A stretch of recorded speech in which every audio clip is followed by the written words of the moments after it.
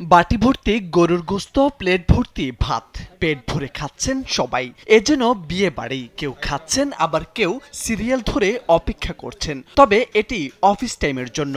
সকাল ৯টা থেকে বিকেল ৩টা পর্যন্ত যথারীতি সরকারি ছুটির দিনে থাকে বন্ধ। দেখে বিয়ে বাড়ি মনে হলেও আসলে এটি একটি হোটেলের চিত্র, যেখানে দরজা নেই, জানালা নেই, নেই কোনো ভালো ডেকোরেশন। তবুও দূর দূরান্ত থেকে বিভিন্ন বয়সী মানুষ ছুটে যাচ্ছেন রফিকের চারচালা টিনের ঘরের হোটেলে। রফিকের রান্না করা গরুর গোশতের জাদুতে প্রতিদিন ভিড় জমাচ্ছেন শত শত ভোজন রসিক। ঘরেও খাওয়া যায়, এখানে মাঝে মাঝে বন্ধুদের নিয়ে আসা হয়। আসলে এখানে মাংস যে পাকটা করে, পাকের এটা পুরো ঘরোয়া পরিবেশে, পাকের মানটা অনেক ভালো।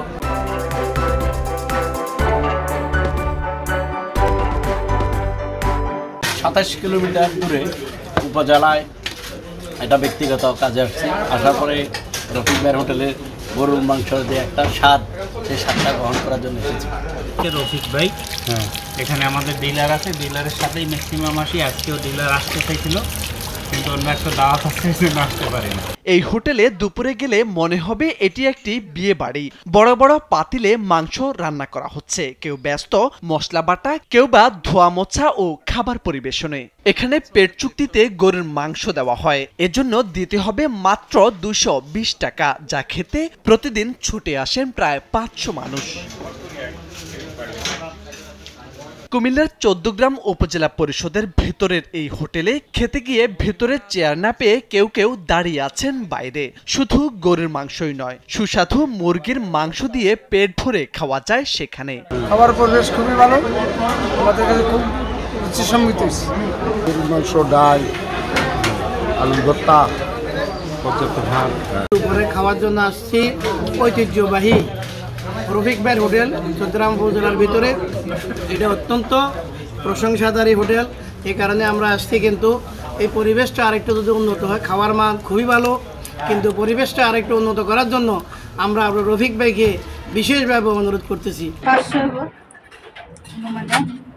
তারা খায়া ভালো পায়, তারা ডেলি ডেলি আইয়ে সবসময় তারা গরু মাংসটা পছন্দ করে বেশি। ১৯৮৩ সালে মাত্র ১২ টাকায় পেট ভর্তি গরুর গোশত দিয়ে ভাত বিক্রি শুরু করেন রফিক মিয়া। এরপর থেকে দিনে দিনে জনপ্রিয় হয়ে উঠেছে তার গরুর গোশতের হোটেল। গেল ৪১ বছর ধরে টিকে আছে সেই গোশতের স্বাদ। প্রতিদিন দুপুরে এই হোটেল থেকে প্রায় শতাধিক ভাতের অর্ডার আসে স্থানীয় প্রতিষ্ঠানগুলো থেকে। 10:30 বাজে আসলে ফাঁকাই, 11টাতে খাওয়ানো যায়। আল্লাহ কিছু না, যা যায় রাখে, সব তাজা, কোনো বাসি বুসি কিছু নেই।